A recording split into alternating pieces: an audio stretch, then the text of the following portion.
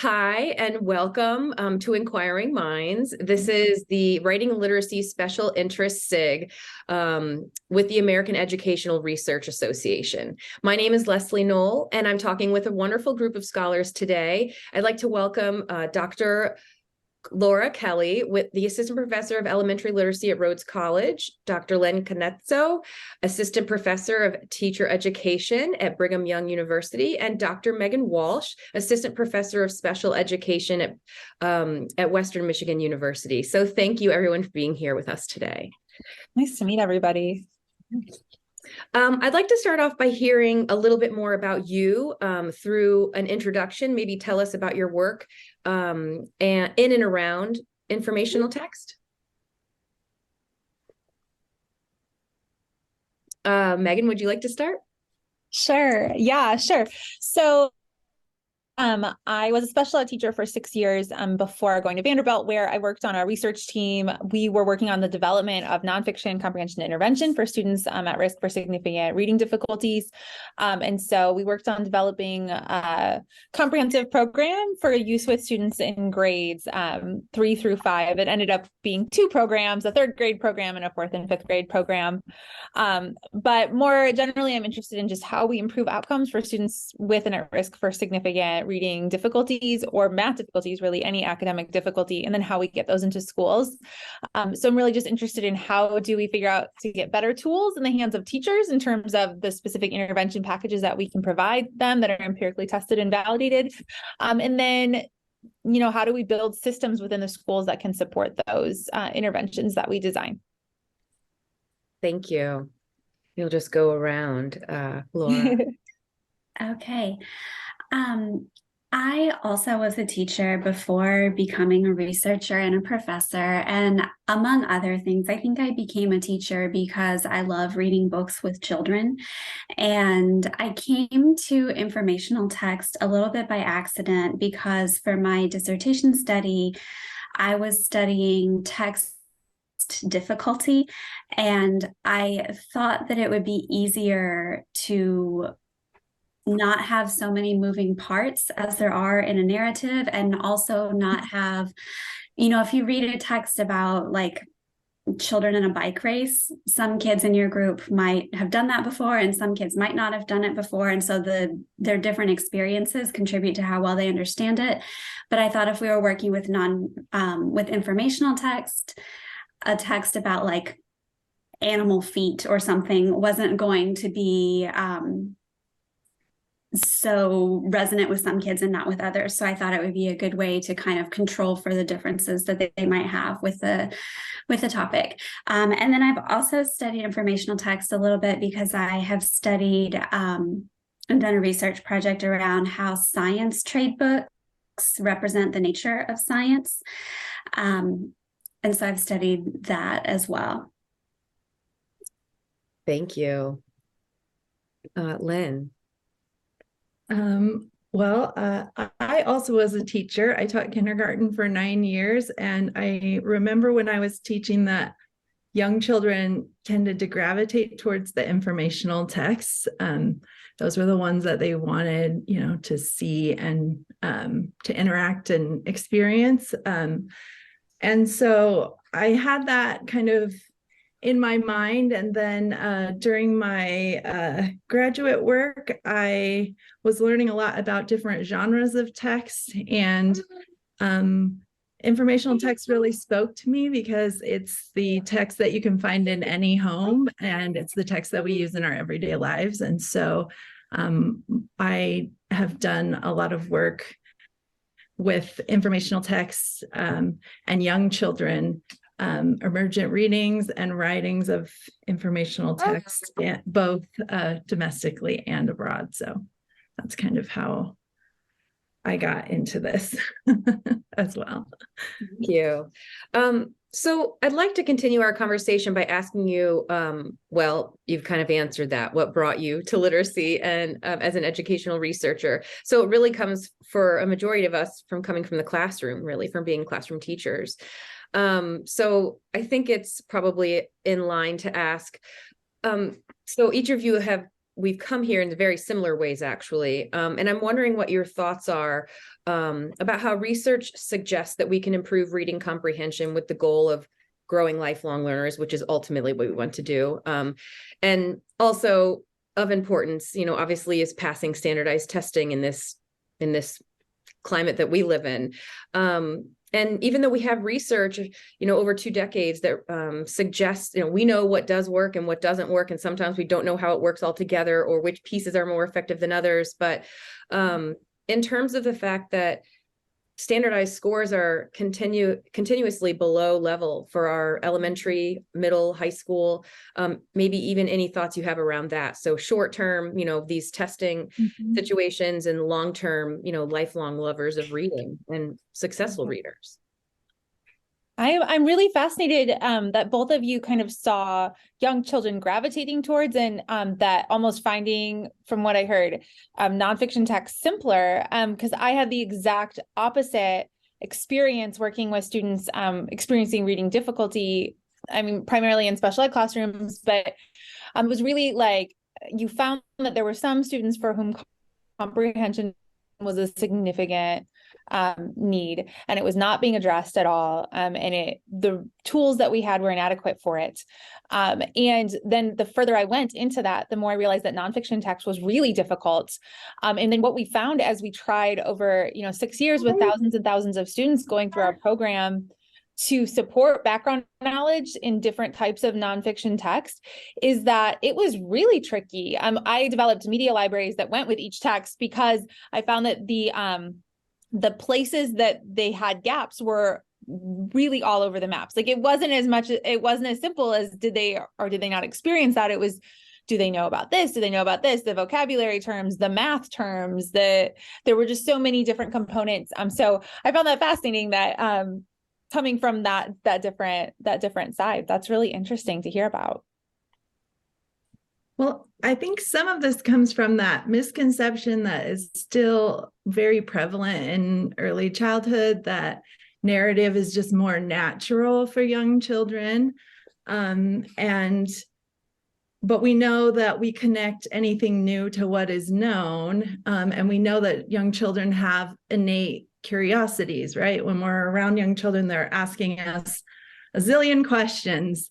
And so we need to capitalize on that. And informational text allows us to do that. So we can meet them with what they know, and then we can build on the new to that. So I think that there is something there that is a missed opportunity, that a lot of times with young children, we're like, okay, let's read this book about a bear that goes shopping rather than this book about the grocery store and the things that are in the grocery store.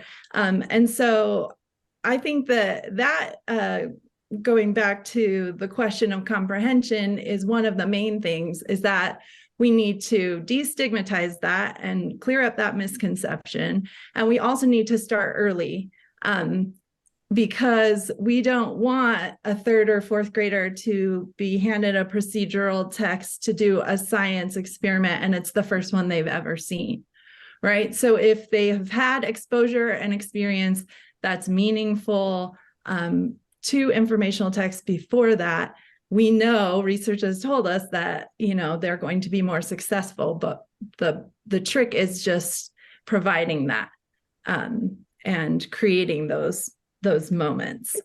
And I know a big turning point for me when thinking about informational text, I was at a conference session. I don't even remember what conference it was. And they were talking about, we're going to send these books to Africa. And I do a lot of my work in Southern Africa. And I looked at the book list that they were sending, and it was old Basel readers and like old narrative texts, nothing that was relevant to the children's lives. It was books about, sledding, and for kids that never have experienced snow. And so that was something that also brought me to my work. I do a lot with thinking about culturally informed informational texts and fitting those to children. So I think that those are some of the things that if we start early, And we're thinking about our students and their lived experiences and building on those with the known to the new. I think that will help us in this trajectory with comprehension and writing. I don't know, Laura, I'm sure you have to add on to that. So. Sure. Yeah, I really love the idea of children's natural curiosity. This is something that's really impacted my thinking about informational text, is having a child and answering questions all day long.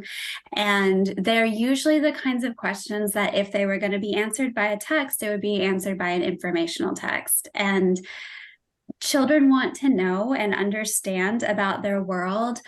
And so to the question of, what can we do to motivate kids and make them lifelong readers, I think we have to support that curiosity and support it ideally in schools, like through inquiry projects and providing them access to books where they can explore all these things that they're interested in.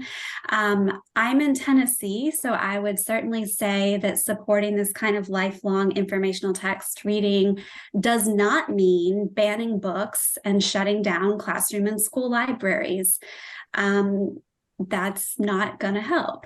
I think something else that isn't helping is that a lot of the students in our local district, when they encounter informational text, they're encountering an excerpt in a workbook. And it's not a piece of work by a recognizable author. It doesn't have thematic coherence across the curriculum. It's like, today we're going to read these 3 paragraphs about a hummingbird and answer 4 multiple choice questions. And tomorrow we'll read 2 paragraphs about a sailboat and look at this diagram of a sailboat. And it's really not shocking at all why kids don't want to read informational text if that's what they think it is. So I think that's a problem that we know how to fix, that we're choosing not to fix because we have wrong ideas about what's going to bring up test scores. Also, we know that reading and writing should be a core part of science and social studies. But Meagan was talking about building these libraries with all these additional texts to help kids build the knowledge in order to understand the focal text. But instead of having reading and writing as a core part of science and social studies, we're not teaching science and social studies at all, let alone with reading and writing embedded. So when kids do encounter an informational text, they may not have the background knowledge to understand it because they've just gone 5 years of school and not had a science class. And so it makes it harder to understand these complex ideas in the natural and the social sciences because nobody is teaching these things. I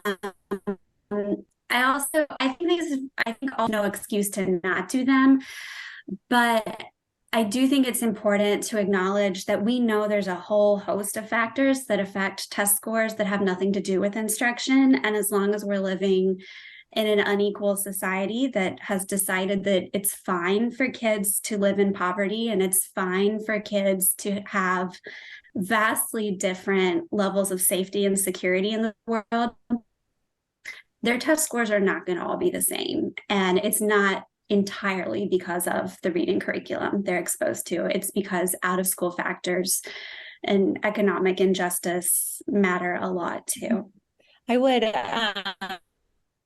echo some of those things, certainly in my own thinking about what works. I kind of tried to come up with that list, and certainly those things resonate with a lot of the things I thought about. One thing I will say is that what I've found is that for some students, expecting that this is a natural process, that if they're only exposed to more text, that this will come on for every learner. I do believe that we have done a disservice by not acknowledging the fact that comprehension disabilities do exist. We have focused a lot on word reading disabilities, and we should, but that I do truly believe that there are comprehension disabilities that need support. And I do think there are things that we as teachers, and I think you guys both brought up several of them, can certainly do to improve our performance. I definitely think when we look across classrooms where reading instruction is occurring, way too much use of the KWL chart, pre-reading, where all we do is plan for and prepare for reading and make predictions, which don't make sense when reading a nonfiction text because it's new information I'm about to learn. What am I supposed to predict about this? But we are like really front loaded on that. Instead of spending time in high quality text, which you both alluded to, it's the type of text written at an appropriate level for students so that they can access it themselves, not just listen to it being read aloud by an adult, but they're also designed to foster deep comprehension, to allow for inference making, to allow students to do the work of comprehension. And like you said, Laura, organized in thematic units is really important so that we're building knowledge in a systematic and scaffolded way, definitely connecting to our content area courses so that we can do that in a better way. And then as you mentioned as well, Lynn, I definitely think we have to make sure it aligns to student interests and identities and that those are embedded throughout everything we do. And so that it taps into those natural curiosities that you both mentioned.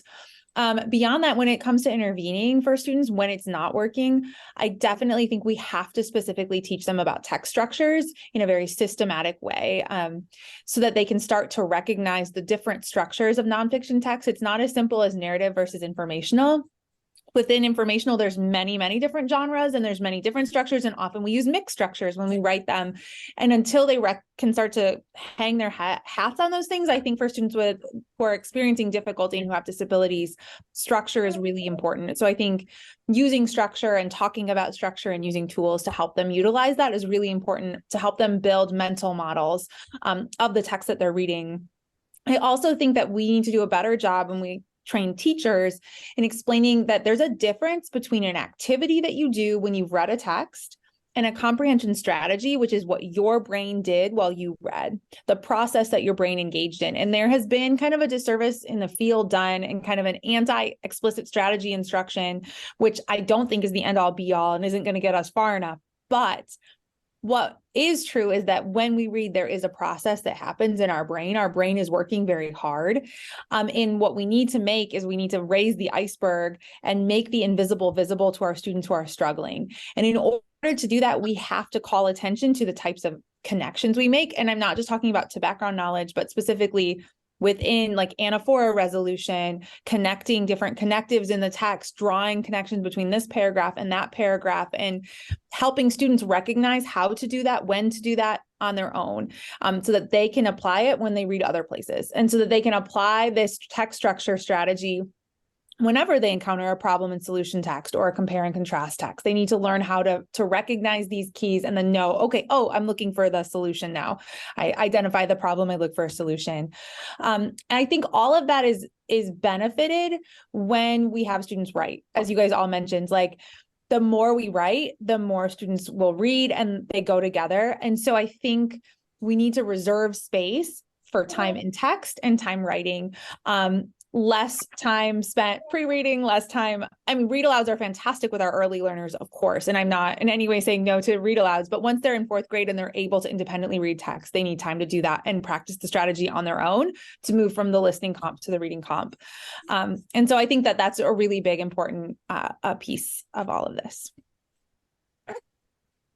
Yeah, I love that what you're reminding all of us that informational text is not monolithic, and that the research tells us that explicit instruction is effective, but that doesn't mean it has to be scripted, like Laura was referring to, right? And that strategies are part of comprehension. They're not the end all be all, like you said, but we do need to make that invisible visible.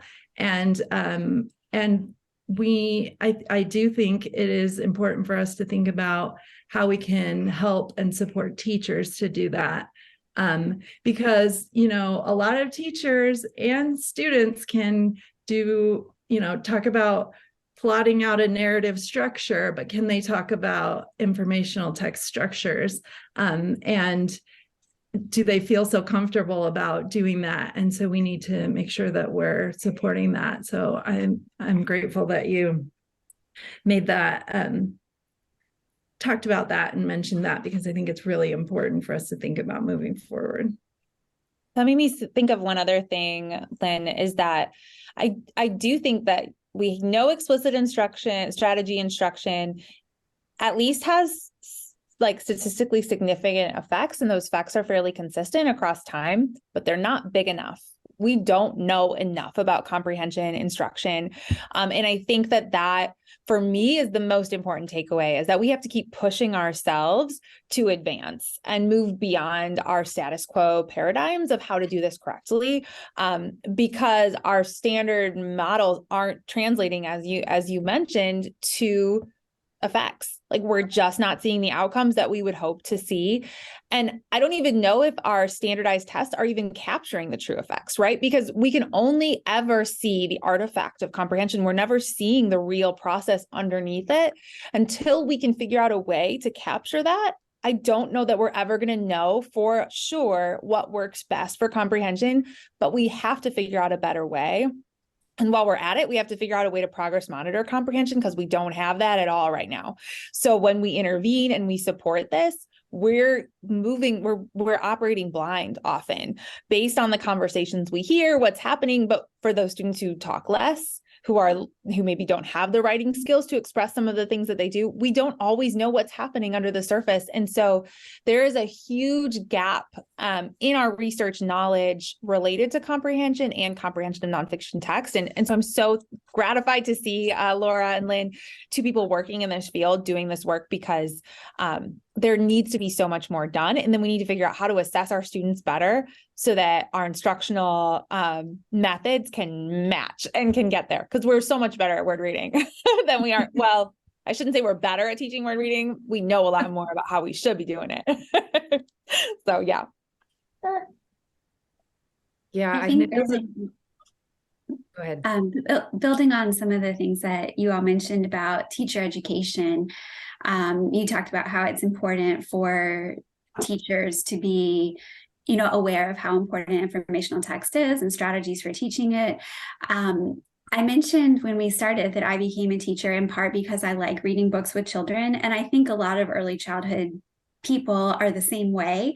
And when you ask, for example, like a third year group of college students in the College of Ed to like recall their favorite literacy experiences as children, or like what their favorite books were, they never mention informational text. And when they can choose read alouds, they do pick, I think it was Lynne that mentioned like The Bear That Goes Shopping and things like that. Like they do pick the narratives. And, a lot of times these are the books that are award winning and make a big splash in the field of children's literature. But it's really important for us in teacher education to expose future teachers to, well, more than exposure, but like direct instruction about there are so many great informational texts, and here are 50, and here's how you can keep finding them every year for the rest of your career. I've learned that my child likes listening to informational text in a way that I wouldn't have predicted, because I kind of had some of what Lynne shared was the about students wanting to, only hear narratives because they're more fun, or some kind of misconception about what kids think about information. And related to all of this, informational texts are about something, like they contain information. That is why they're called informational. And a lot of times that information is complex. And a lot of times for elementary teachers in particular, it might be about a topic that they don't really know much about that topic. And it's very easy when you work with elementary students to be like, oh, it's an elementary text, it's fine, I'll just go in there and read it and like play it by ear, and like the lesson will unfold, and like it's a book about gravity, how hard could it be? But like gravity is this super complex physics concept. Like most so hard. You got to show a video of that. Yeah, most people don't actually understand it. And so I think that it's important for teachers and future teachers to understand how complex the books are, how much they need to read and understand them in advance before they start working with kids. Because if you haven't figured out what comprehension strategies are needed for this text that's perhaps more complex than you realized, then it's going to be hard for you to help kids draw on those comprehension strategies as well. A lot of informational text have like notes from the author, or a letter to the teacher, a letter to parents at the end. And I think if grad students are listening to this, it would be a cool research question for someone to explore how teachers and or parents use that material and how it could help them read/teach the books better with kids. Mm-hmm. I love that. I think, Laura, when you talked about gravity, it made me laugh because we developed these text sets, right? So they were supposed to be written at either a third grade or a fourth, like a fourth and fifth grade level. So there were 2 sets of texts. And I mean, every year we spent, and by we, I mean, mostly me, like just, I mean, trying to get the leveling correct, to address all the potential issues. And what we found is that some things like gravity were specifically complicated for third grade readers and required you watching a video of someone in the International Space Station with their hair flying up like this to understand what we were talking about, and seeing the little drops of water floating around.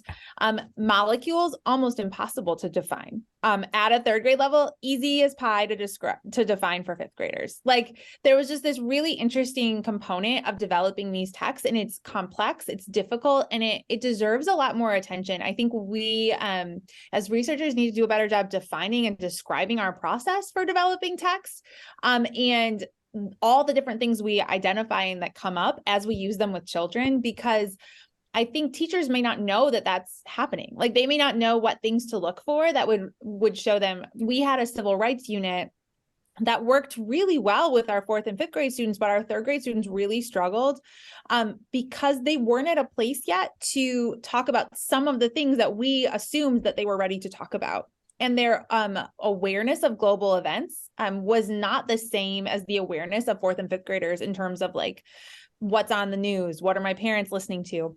They just weren't at the same spot. And so we really had to change that from a thematic aspect, not because we don't want to teach them about civil rights, but we need to do it in a developmentally appropriate way.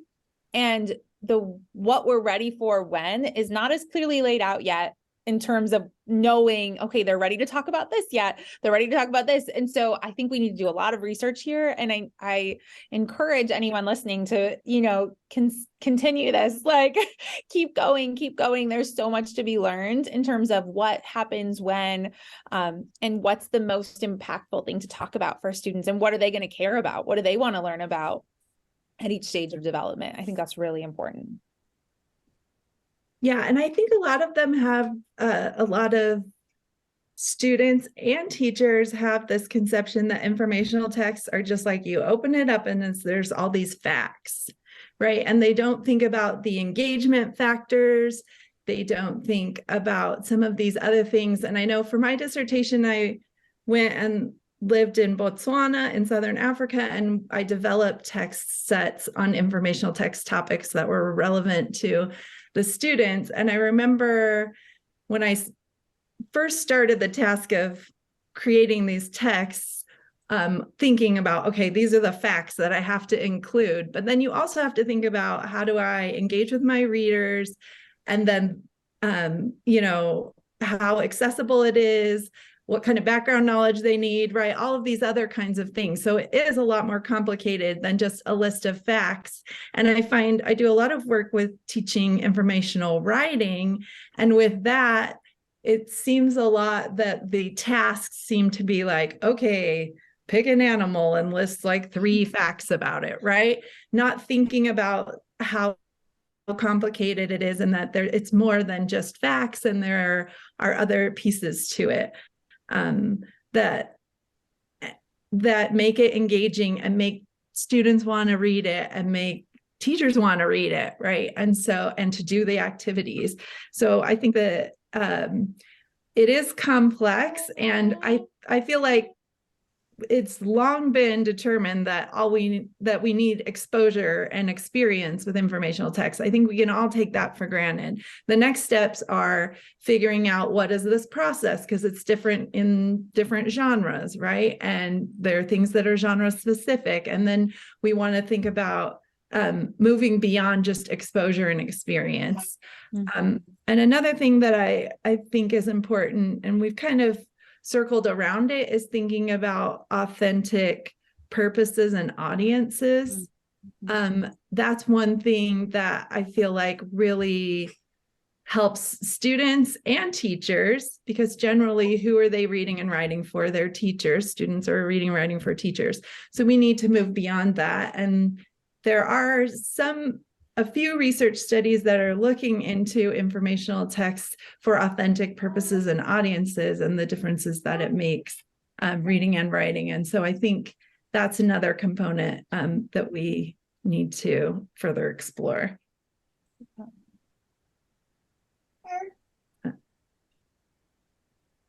Thank you. So you've already kind of touched on this a little bit.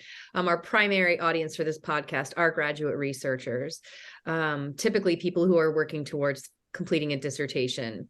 And what would you like to say to researchers who are now coming into this space and taking up the work in the area of literacy, interventions or curriculum development or materials, or just exposure to informational text in the classroom, or any of the plethora of ecological components that are really, impacting even beyond the classroom? Is there anything that you would like to share with our people coming into this space now?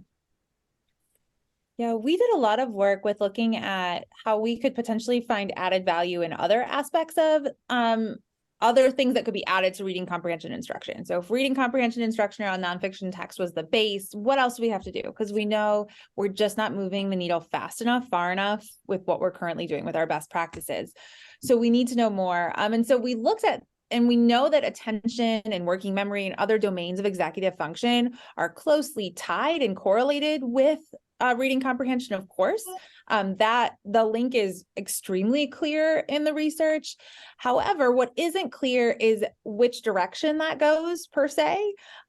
Is one impacting the other? Are they both impacting each other? Is it bidirectional? Exactly what's going on there? And is it possible to move reading comprehension by moving one of those other levers, like with self-regulation support, with transfer, with working memory, with support for attention? Can we move reading comprehension to a greater degree? In most of our studies, we had like 3 experimental groups, a business as usual control, our standard treatment protocol, and then we had usually an added, so it was working memory training for a few years. It was self-regulation and transfer support for a few years. And the effects were interesting. They were certainly something to think about, but they were really an initial valley at the very best is what I would give them. And so what I would say is there's a lot to be learned. And I don't even think that that's all. I think there's so many components because comprehension is so multifaceted. The direction that we take to get into it in terms of what to do when it goes off the rails and how to assess and how to determine it, that all of that is extremely interesting. And how do we move the needle in those ways? And I think there's a lot of ground to cover because we're not getting there yet with what we're doing as our standard practice. Like what's in things like the IES recommendations. They have these K3 recommendations that really echo everything that's recommended anywhere else. And what I found was year on and year out, what we did for 4th and 5th graders didn't work for 3rd graders. Hard stop. And I did a meta-analysis of that, totally backed that up. What we do for 4th and 5th grade does not work the same for 3rd grade students. And I imagine it does not work the same for 2nd, 1st, and kindergarten as well. And I think that we have to accept the fact that there are unique components of our cognitive skills that come online at different times in our development when it comes to comprehension, and that has implications for instruction. And so I think it's really fascinating to figure that out. I'm obsessed with 3rd grade specifically because I feel like it's like this puberty of reading development, not to be awkward, but it's just this really interesting moment when we move from learning to read to reading to learn somewhere during that year, most of us. And what happens when that doesn't happen, when the transition doesn't occur, and what do we do? And so I'm fascinated by that, but there are as many interesting things to discover when it comes to 6th grade reading or 9th grade reading or adult comprehension instruction. I just think that one size fits all when it comes to comprehension instruction will never be the answer because it's too big of a domain. It's too multifaceted. And so I think the field would benefit from us all taking different inroads, like, because we're gonna find it. And so I love hearing about different ways that different people are going about it. Anything that's taking us from just the traditional path and moving us to anything else, I think is really interesting.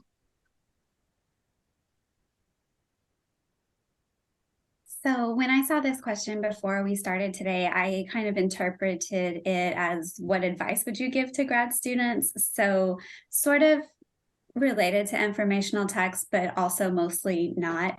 My answer was kind of specific to my own experience, but it was the recommendation that grad students really work hard to link their work to an ongoing tradition in the field and to questions that other people are asking. So I mentioned at the beginning that I came to informational text because I was trying to study text difficulty. No one is doing that.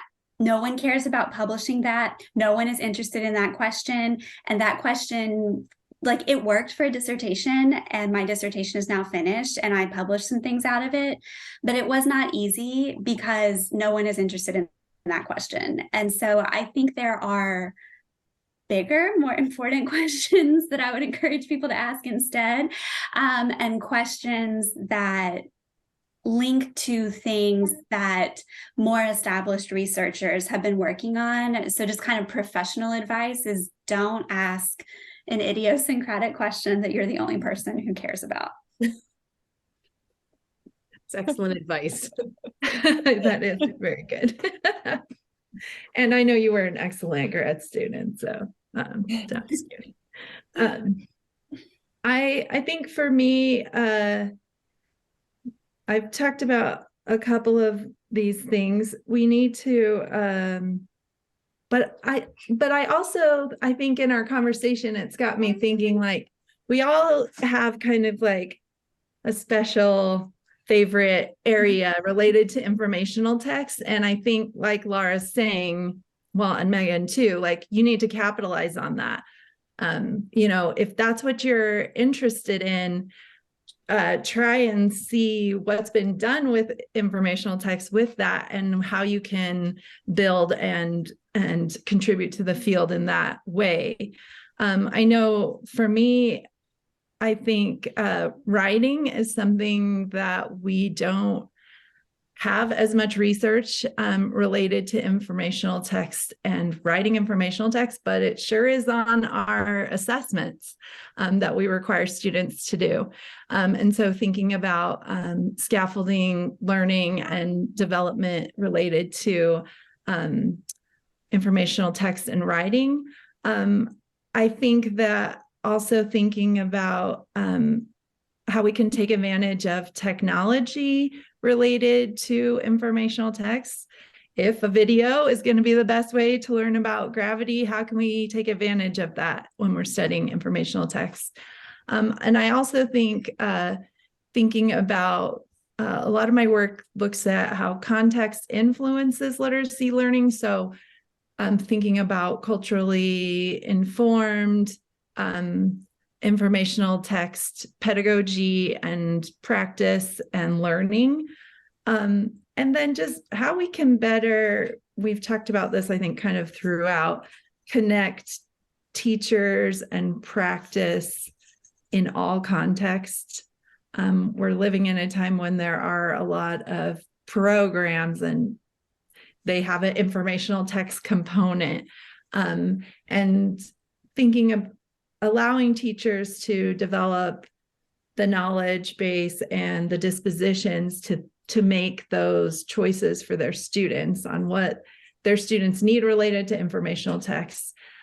So I would just encourage grad students to think about, what is it that is really catching your attention, and how does that relate to informational text, and going from there, I think, is really key, because, like we've all experienced, there's nobody there to push you along every step of the way, and you have to be the one that's motivated. And sometimes you are sitting there analyzing data thinking, like, I'm the only person that cares about this in the whole world. But but it's not true. Then we come to conversations like this and we're like, oh, there are other people that care. Exactly. But you need to have that connection to it. I think is an important takeaway. And I think, Laura, to your point, like, I think there is interest. I do think I got some good advice that focus on your quantitative methods, like focus on your methodology while you're going through your grad program, because that you will learn it best there, where, you know, whatever you're doing, like take advantage of that methodology and learning how to investigate. And within the world of comprehension, it can be a little demoralizing because the effect sizes are a little smaller. Statistical significance is harder to obtain. And sometimes I think it can be a little demoralizing, but what I discovered through my meta-analysis, and then comparing my own like studies and like looking at the broader, what was out there, and realizing that every step forward is important that we take. And it's so important to kind of counteract the feelings that our effect sizes should be the same as what people found in the 80s, or should be the same. The other half of my lab was doing math research, which is fantastic and amazing and I love, but the effect sizes they were getting, holy buckets, like 3.3s, like out of the, I mean, what? Who? How? And over here, we're like jumping up and down for a 0.25, like, you know, like, yeah, we did it. So I just think the field can feel a little bit like, oh my goodness, that's not as important as something else over here. But it is important because there's this huge gap in our research and there's a huge need in this area. And I think the test scores in our country show it. I know I had students that absolutely needed the interventions and they needed this work. And I regret every hour of every day that I didn't have the tools then that I have now to support them. And I won't stop till I make sure other teachers don't have that, you know, don't go through that experience. And we look at the world around us and I see a world that doesn't know how to take information from nonfiction and informational text and how to make connections and develop cohesive text models. And so we must do better. And so I would encourage you, when you're looking at your dissertation, to not get lost in the world of what somebody did in the 70s and 80s, but to really, truly focus on your methodology, focus on doing good research. And in that, like if your methods are strong, you will, you know, push through. So that would be my encouragement in your grad program is connect to work that's being done, find the experts, go to the conferences where the experts are so that you can connect with them and learn from them, read their work, get in their work, and then get deep in the methods of your own particular practice, you know, wherever you are. And then I would add on a couple of things to that. One is that a lot of people working in informational text are using qualitative methods. And so get good at those too while you're in grad school, because they also are complex and easier to learn with support than on your own. So that's another opportunity not to miss while you have mentored support. And then I was also reflecting, I was just at the Literacy Research Association conference, and I was surprised that in the program I searched the word misinformation and disinformation, which are obviously really big social issues right now, and they only showed up one time in the program. It feels like somebody should be studying that. And I know people are, and maybe they just like go to different conferences, but it feels like literacy researchers should be studying that. And what is informational text and what is masquerading as informational text, and how can you tell? And so it seems like that is an opportunity for new researchers who are casting about for something to do. And then one other recommendation that also relates to informational text that I thought of while I was listening to the other two of you. I think that more literacy researchers who engage in classroom practices or who study classroom practices and work in teacher education should also engage with policy. And we've hinted at different places in this conversation about where we would like to see certain things happening in curriculum and policy, and we feel frustrated that they don't happen. But policies exist because people make them and people could change them. They're not these, they feel like these big immutable structures that nobody can change, but they aren't. And it's important for the people who know the most about a topic to figure out how to engage in policy in ways that are effective. So like, we know that there were studies about the paucity of informational text in classrooms, and then the Common Core came along and recommended a lot more informational text. So there's an example of a thing happened in research and then policy changed. But subsequently, lots more policies need to be put in place, or lots more programs and curriculums need to be put in place to make that work well for students and teachers. And so I think that sometimes you have like the policy people who are by themselves as policy people, and they go to their own conferences and they write in their own journals. And then the classroom people are over here at their own conferences and writing in their own journals. And there should be more crosstalk. And the people who are the subject matter experts in literacy should figure out how to engage policymakers, or become policymakers, or influence policymakers, or contribute to public discourse about what should happen in classrooms. And we should do a little less fighting amongst ourselves. I think too, I personally think that there's room at the table for both qualitative and quantitative methods. And I love both things. And so I hope that we can get to a place where there isn't such a hard line between the two fields of coming to this, because I do think we share so many similarities. And so I think to advance our policy goals, I think that we share, which is to make better readers in this world, that we have to be on the same team. So I appreciated you kind of like pulling out, like, I wasn't specifically saying quantitative methods only, but that there's a need for us to all be good at our methodology, and then to work really together, because we need both sides of the coin, I think, if we're going to move policymakers' hearts. Yeah, and I think you've both touched on just taking advantage of the opportunity to think and chat and problem solve with the people around you, even if you aren't studying exactly the same thing. Just that process of being able to do that, I think, is something to take advantage of. And I know, like, in my work, I received a lot of amazing mentoring, not only from my mentor, who set me on the course for informational text with her work, but also from other students and other faculty members, but just taking advantage of that time to think and talk and chat and problem solve about with other people, smart people. You might not feel like you are, but you're smart, and what you have to bring, I think, is important. But I also agree. I think it's great, Laura, that we need to not only just do the research, but think about how we can advocate for students and teachers related to this work. So how we can make space for them and support them, I think, is really important, and how we can act and not just passively look at data.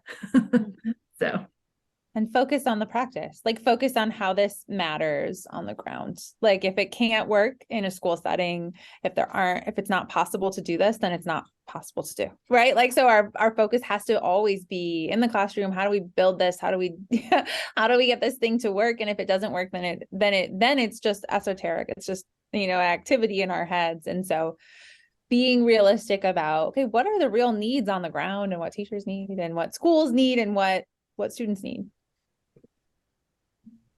Well, as a dissertating candidate with imposter syndrome, very focused on informational text and potentially have selected a topic that no one else cares about in terms of informational text. This has been an extremely enlightening and also confirming discussion amongst the three of you that I think it's important that the work you're doing is important. I think the way we've all come into what we're doing is really valuable. And it just goes to show that what needs to happen and where we've come from and where we're going, there are so many moving pieces and it's going to take a village. And so I'm really hoping that people listening to this really take it to heart the calls that we have for what we need for children, because it's about the kids. And so I'm just so grateful for your time today. And this has been an amazing learning experience for me. Awesome. And keep going, Leslie. Like, seriously, Yes. the world needs more researchers. If anything else, they're like the retirement situation out, within academia and then in the schools. We absolutely need more and more and more. So keep going. You got this. You're going to get it. You're going to get it. And whatever you do will be brilliant. So thank you for the invitation. It was Thank you for accepting. And this has been really great. So I really appreciate your time. And thank you for being on the podcast today. Thank you. Thank you. Nice to meet you, Laura and Lynn. Yes, you as well.